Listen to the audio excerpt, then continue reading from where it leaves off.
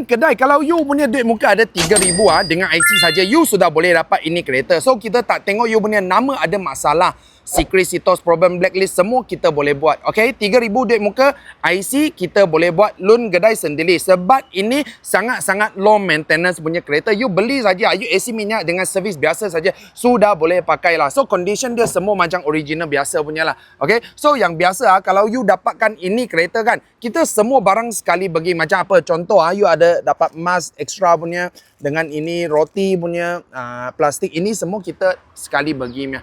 So kita tak ada ambil balik punya. Okey kawan-kawan, kenapa nak ambil ini kereta? Sebab ini kereta dia sekarang kat Malaysia kan sudah jual berapa juta biji lah. So ini kereta sangat-sangat low maintenance dan murah jaga punya. So kalau you nak satu kereta, you sekarang tak ada transport, you nak satu kereta kan, ada duit muka 3,000, you boleh carilah ini kereta Proton Saga.